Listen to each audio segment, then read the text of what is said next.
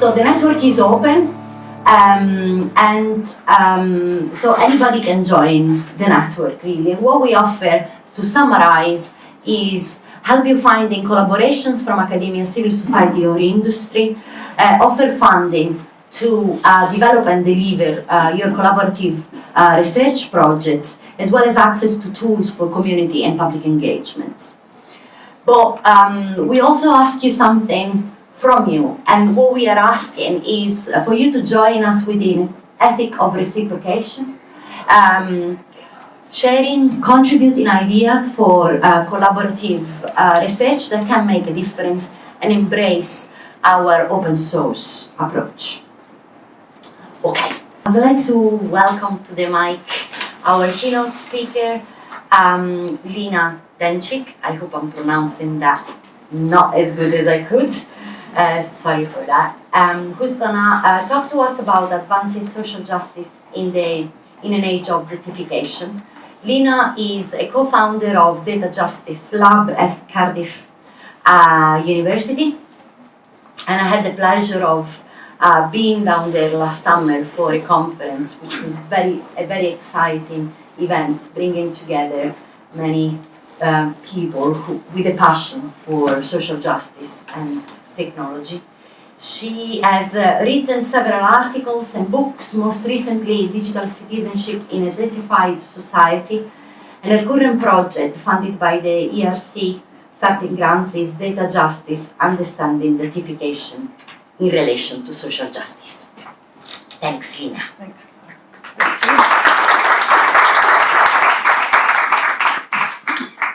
Thanks very much, and also thank you very much for inviting me. It does sound like we are on the same page on a lot of things that we think are important. And I think what I'll do in this talk, I was asked to talk a little bit about the Data Justice Lab and sort of where that idea came from. So I'll talk a bit about the rationale behind setting that up, which I think speaks to a lot of the concerns that Clara already outlined.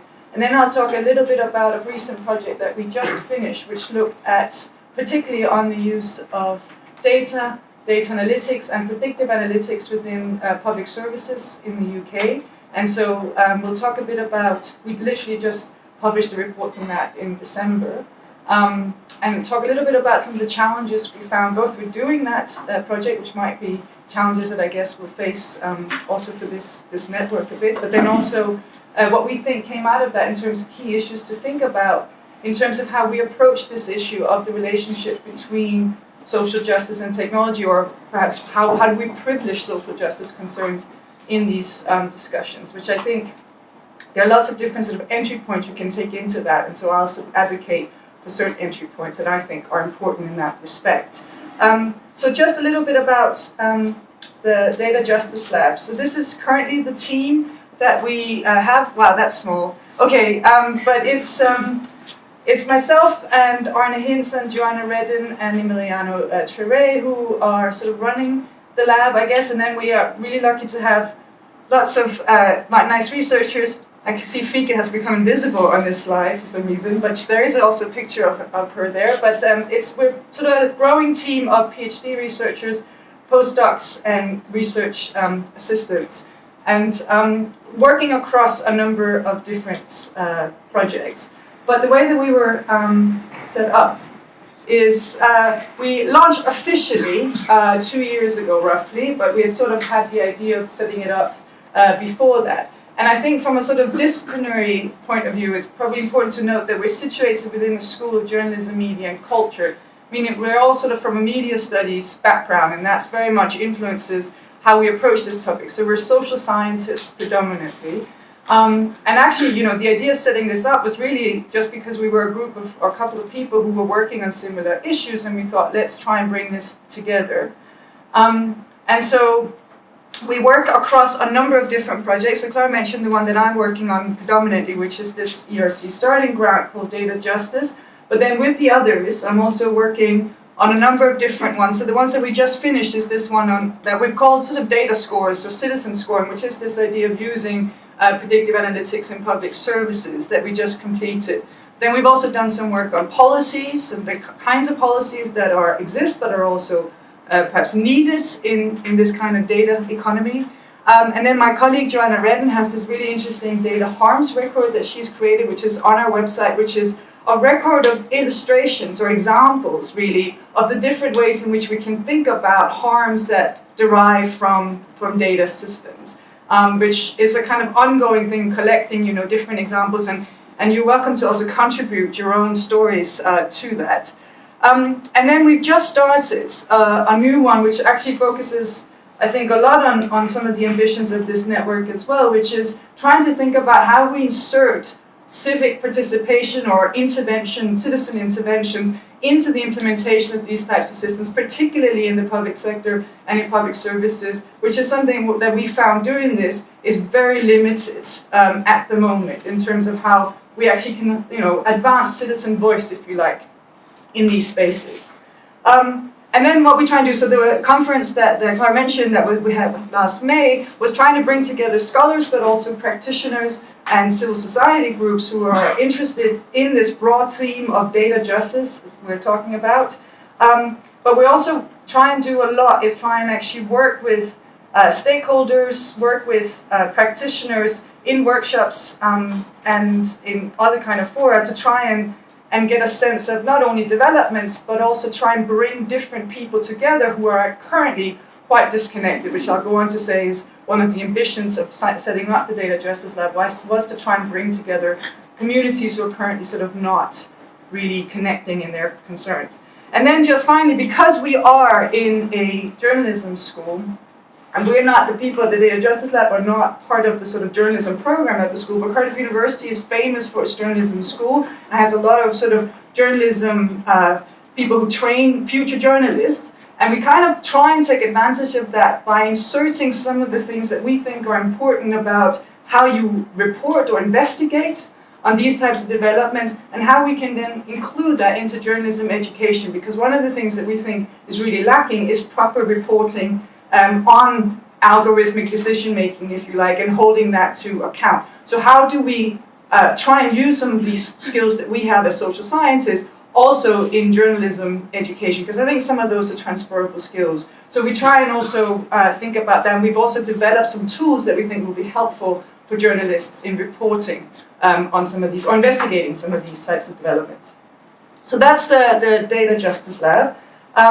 A little bit of background as to how we came to this idea of data justice and why we wanted to set up this project. So the book that was mentioned that we've just published is actually based on a project that we did, which looked at, and this also explains a bit of where we're coming from. So I worked with Arne Hintz and Carmel Jorgensen and some others on this project that was particularly concerned with the implications of the Snowden leaks and the revelations of digital surveillance programs. So that's kind of sort of initially how we came to this topic. What we were interested in particular was what does this mean for our understanding of citizenship, and particularly this idea of digital citizenship, which had been talked about a lot in recognition of the fact that the way in which we engage with society as citizens is increasingly digitally mediated in one way or another.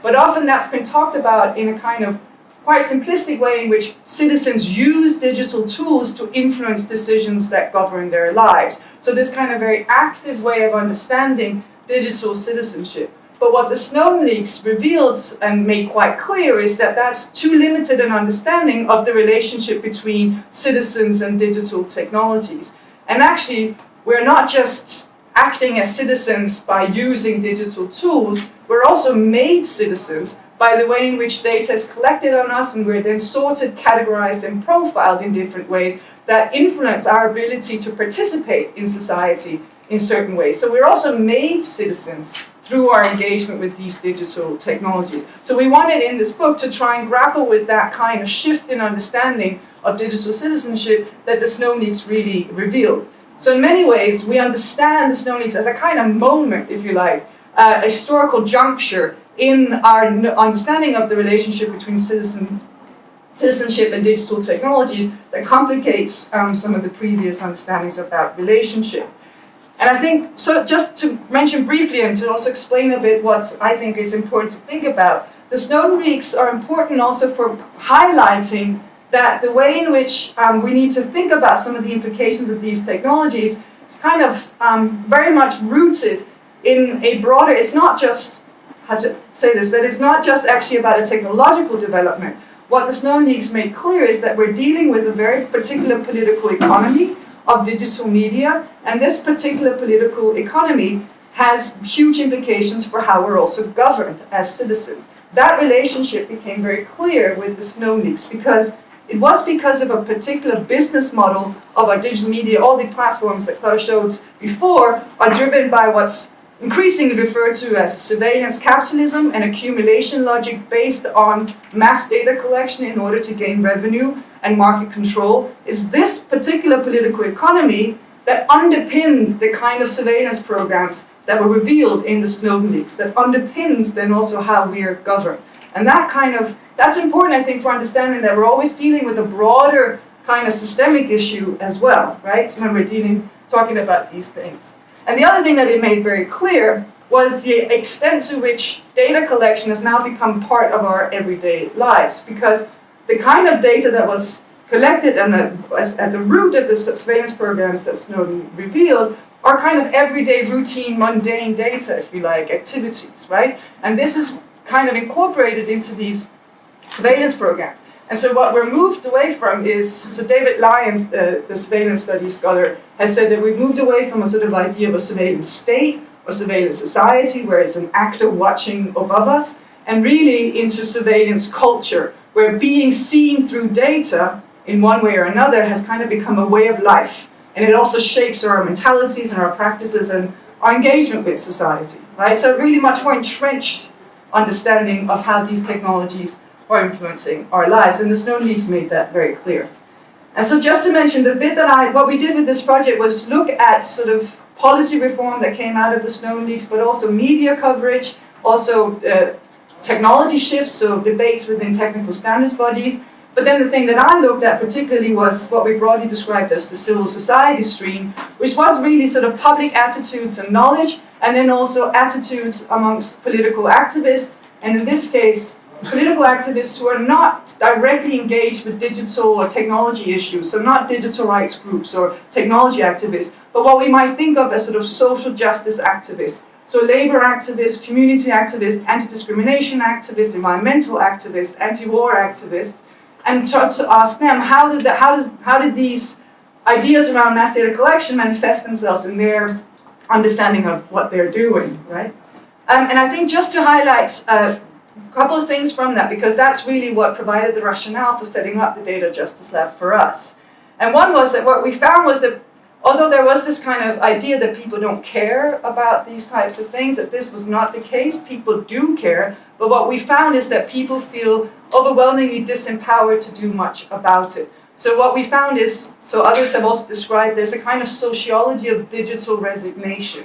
So people feel worried about a lack of control about the information that's gathered on them. They have privacy concerns. All of these types of worries are there, but overwhelmingly it's like, well, what can you do about it anyway? There isn't really much we can do.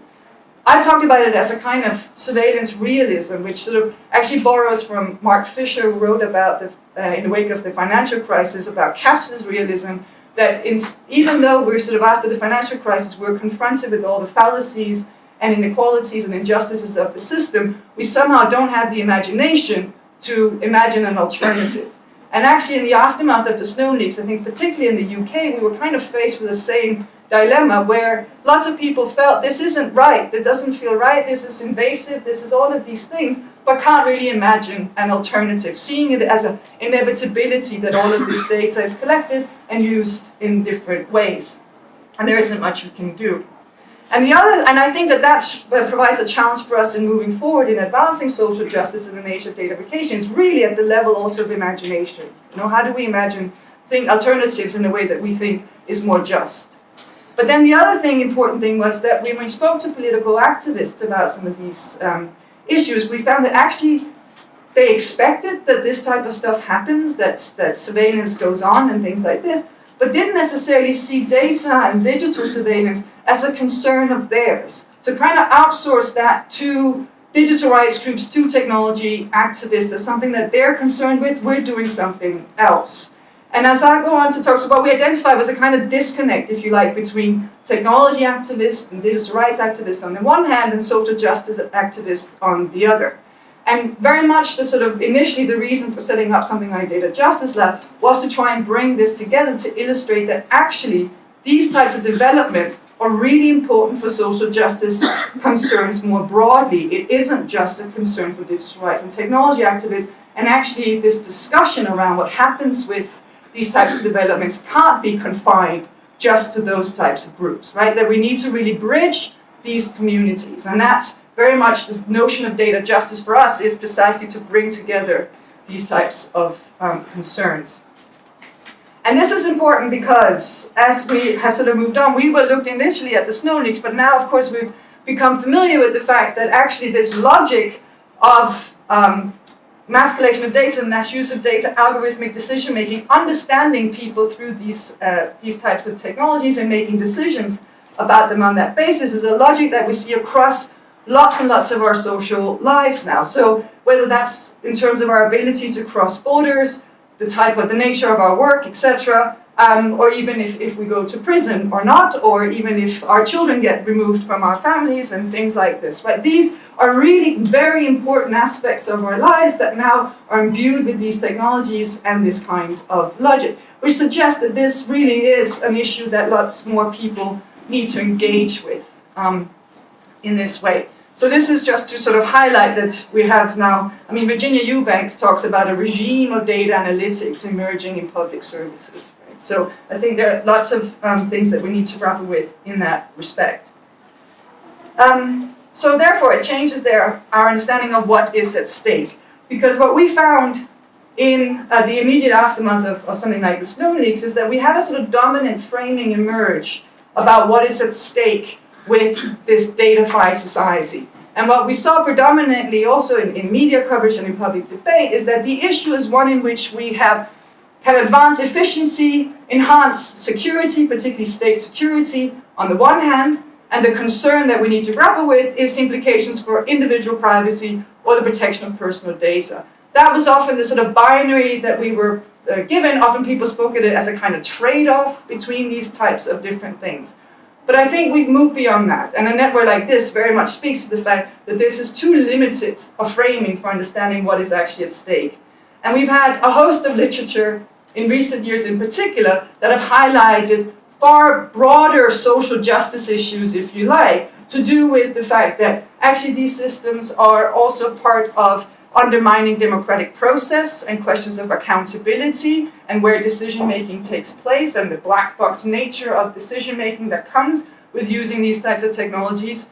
We have had discussions that illustrate the extent to which these technologies are part of entrenching or advancing inequality or forms of discrimination, either through historically skewed data sets or through the algorithmic process itself and the variables and the way in which they're weighted. Or also, just in, for example, in the We Are Data book, about the extent to which the idea of an algorithmic identity is a very reductionist view of who we are and our lived experiences. And all of this kind of work really illustrates that requires a broader framing that really situates social justice more broadly at the heart of these discussions, far beyond just a concern with protection of personal data or individual privacy, that it touches on far more issues. So that is kind of the rationale behind this idea of the Data Justice Lab, is to try and engage with it in these broader social justice terms and engage with these developments and foregrounding those types of concerns. So I'll just talk a little bit about this project that we did, which was looking at uses of data analytics by government and local authorities in the UK. And what we did was also, we had interviews with public officials, practitioners within different local authorities, and also with civil society groups. And this is an approach we take to a lot of this sort of stuff that we need to understand, and this is a key thing that I want to stress, is that in order to understand the social justice issues around a lot of these developments, we need to understand them in their situated context. And that means that our entry point can't just be the technology itself. And I really feel that very strongly, that actually what we have in a lot of these discussions around, fairness and transparency and things like that is a kind of idea that we can isolate technology and just look at the data system in order to understand, issues of injustice without understanding far broader social and political issues and the context in which these types of systems are applied. And I think we need to have that in order to actually really grapple with some of the broader social justice issues that emerge from the applications of or the implementation of these technologies in certain settings. But we also then combine this with FOI requests, and we also did, and we have a tool there on this data scores. This is the kind of investigation tool that we created, where we try to help journalists and other researchers, and maybe some of you will find this a useful resource as well, where you can search what we scraped all government websites for mentions of keywords that are associated with predictive analytics. And then we have this database that you can search according to local authorities and things like this. I'll talk about it briefly. But this was something that we were quite keen to do, to try and sort of map some of these developments using also computational methods.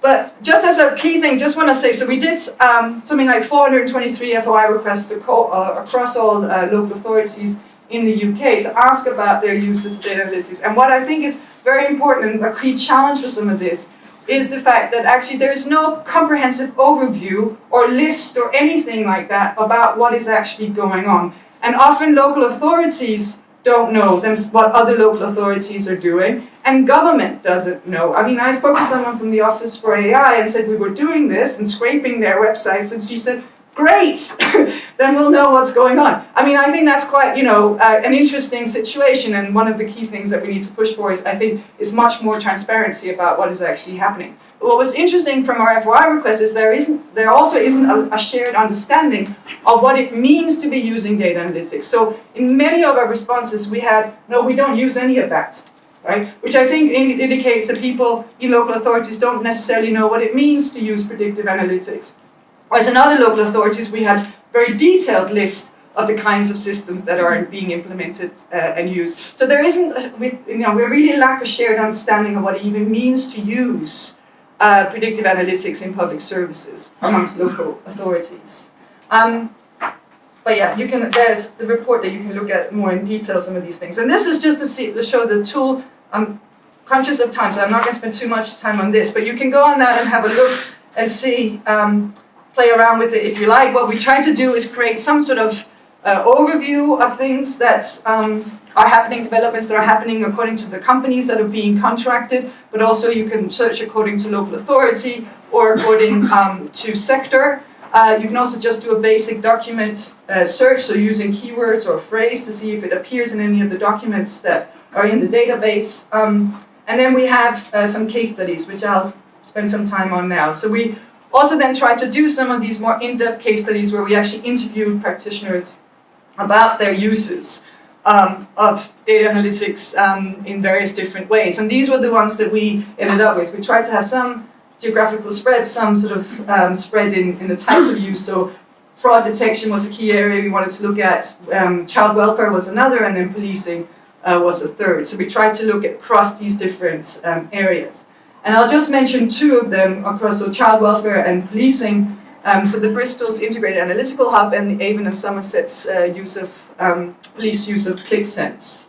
So just to give you a sense of the kind of things that we're talking about.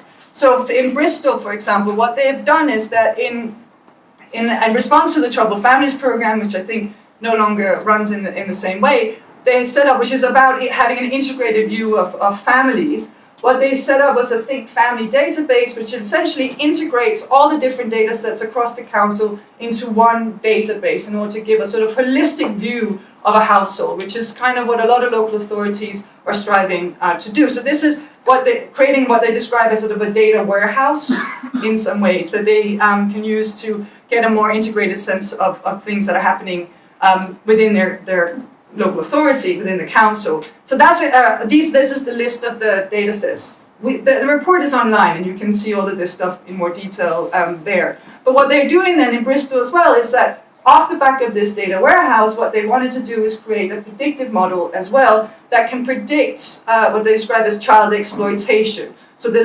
vulnerability of children. And that's based on using traits from previous victims of abuse or exploitation, and then matching that with existing families that they have in their database to sort of identify similarities and produce a kind of risk score, which is actually a numerical percentage score, right? That then social workers are given to inform their interactions with with this family. And so this is the type of thing that we're seeing happening. Now, what's interesting about Bristol is that they decided to keep it in-house, so it's developed by a data scientist within Bristol Council, which is not necessarily what's happening elsewhere, where people buy in more and more systems, these types of risk assessments from private companies, which creates a whole other kind of issue. But this is the type of developments that we're seeing, right? So this idea of scoring, family scoring, child exploitation, and vulnerability. And the other case study is the ClickSense one, which is in policing and what's sort of described as predictive policing often. But essentially, this is also where you produce both, so they use it for kind of neighborhood mapping, so trying to map what neighborhoods are likely to have crime, more crime, higher levels of crime. But what they also do is do individual profiling of offenders and provide them with a risk score, so the risk of reoffending, right? Based again on lots of different data, including some demographic data that informs the kind of score that offenders will then get. So that's everybody who's on the police database is given some kind of score for the likelihood of reoffending. And that informs then the decisions about their engagement, where they might put police officers, how they might engage with people that they have on that list, and so forth. So again, just to give you a sense that these are the types of developments that we're talking about. So this is the kind of thing we mean when we're talking about scoring. How much time do I have? Sorry. Okay, fine. So just to say, yeah. I'll give you quickly just some I think important things to draw from these case studies. What we found interesting, so what we said is that actually most local authorities will try and emphasize this idea of sharing data across the local authorities and create these kind of data warehouses. But what we found interesting is that every case study we looked at, austerity was the driving force, if you like, for the reason why they had implemented these technologies. And I think so Dan McQuillan has this great sort of phrase where he says, in order to understand the implementation of these types of technologies, we have a kind of dialectic context of data-rich and resource-poor context. And really that's the driving force for these types of technologies, which I think also showcases the kind of logic and in some ways the difficulties in also having some kind of broader discussion about these types of technologies, because this is a way in which local authorities are trying to deal with a severe cut in resources. And I think it's also very interesting then for how they get used, because it does suggest that even though they might capture more risk, they don't have any resources to act on it, right? So you get a kind of strange situation and frustration in many ways going on. But also we've said that there are no actual standard practices around data implementation and use, so there isn't kind of a sense in which what is the appropriate way to audit or implement or use these systems. This is very different from one local authority to another. And we also have a kind of a mix of systems that are either developed in-house or are outsourced or brought in by private suppliers.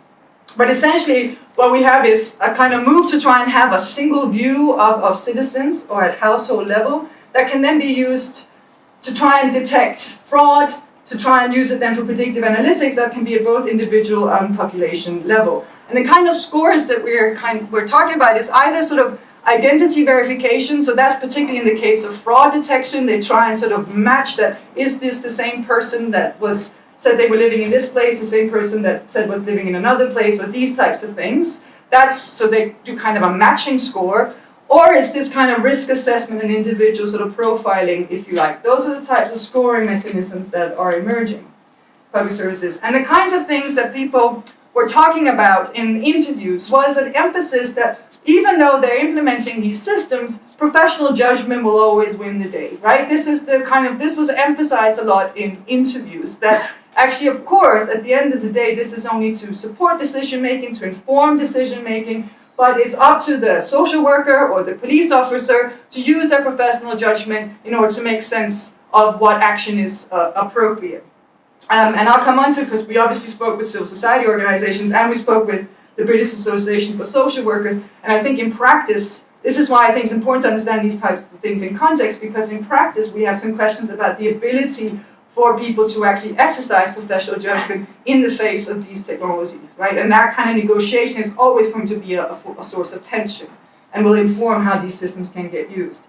But the kinds of concerns that was often raised was mainly to do with data quality, so the quality of data and information input that local authorities are having to rely on, not being particularly good or accurate or standardized particularly well, and that creates a lot of problems for them. And the kind of auditing that they would do would mainly be about the technology itself and error rates within the technology.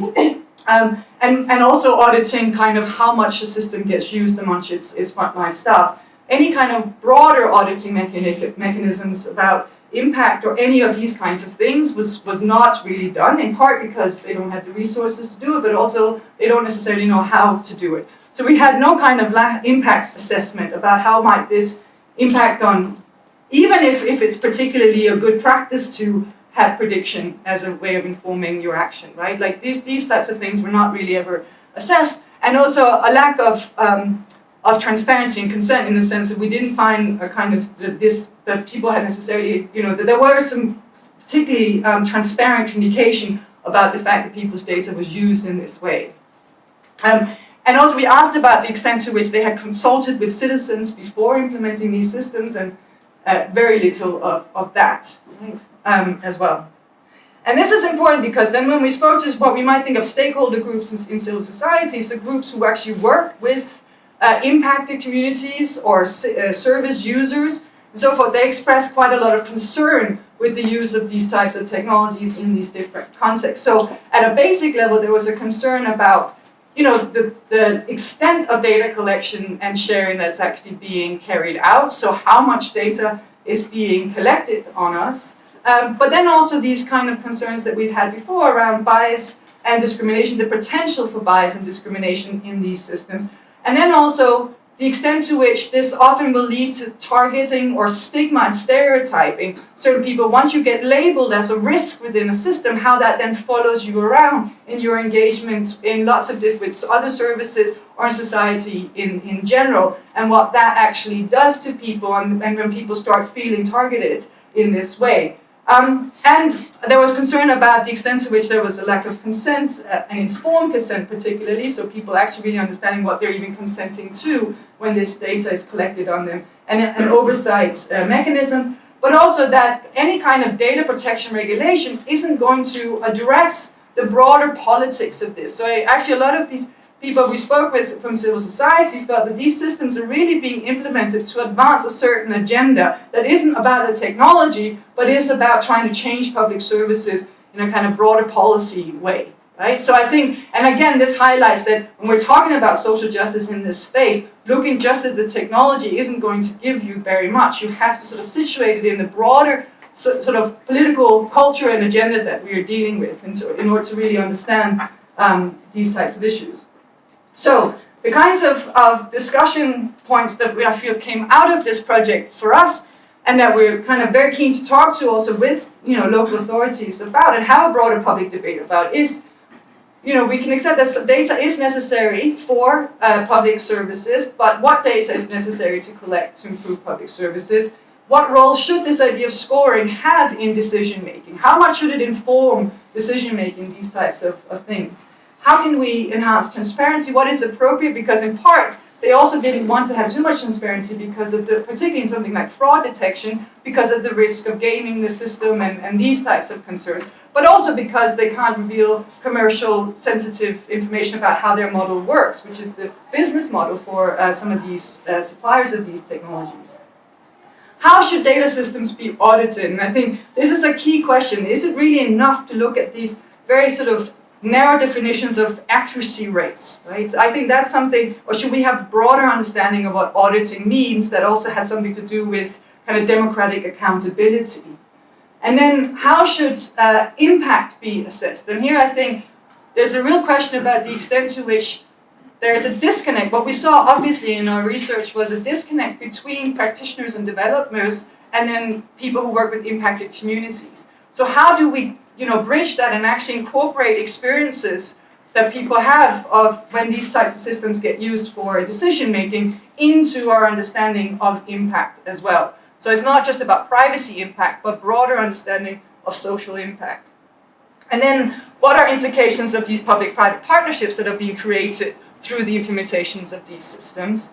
And then what are actual avenues for civil society and citizen voice, which is something that we're now trying to work on and identify, and also use practices from elsewhere in Europe where actually that we have more citizen participation in some implementation of some of these systems. So to try and also think about that. So I think that there are, also I think there are broader questions that came out about what it actually does to our understanding of what public services are, the idea of the welfare state. Does that get augmented with some of these use of some of these systems? So for example, the extent to which, and this is something that we're quite interested in thinking about, the extent to which it sort of personalizes risk in very particular ways. When you start understanding risk in this kind of individual household level, how much does it move social policy, for example, and our understanding of welfare away from broader structural issues to do with, for example, poverty or inequality, and towards this kind of individualized household level understanding, personalized understanding of risk, where you are responsible for the fact that you are a risky person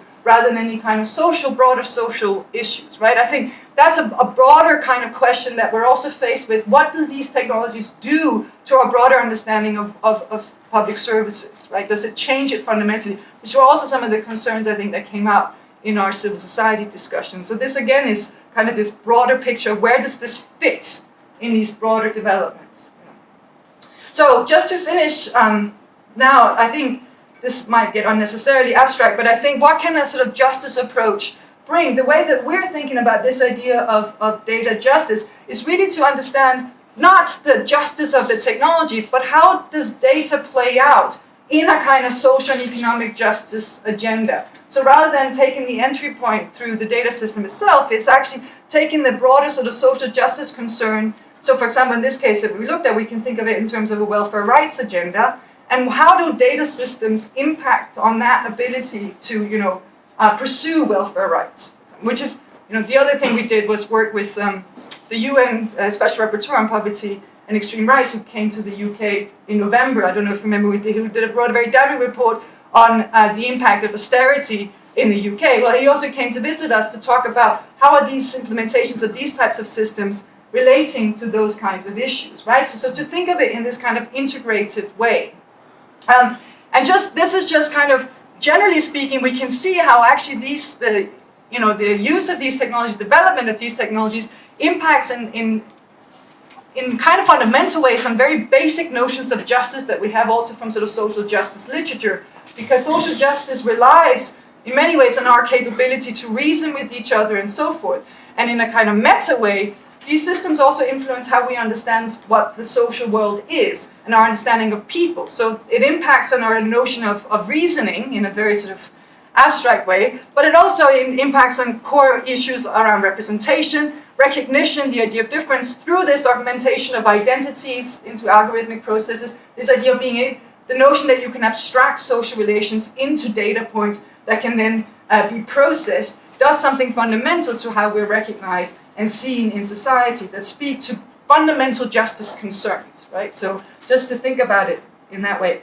And then finally, just to say that the way that we think we need to approach this, it's about sort of broadening the entry point and perspective. So thinking about the institutional settings that we're looking at, where these data systems are being deployed, what are the organizational practices, how do data practices relate to other social practices and in organizational settings, and then making sure that we're always engaging with the communities who are being impacted by this and making that the sort of perspective and entry point into what is happening and connecting concerns between those who are concerned with technology issues, but with those who are concerned with these broader social justice issues. And I'll finish it there. That's okay. Thank you.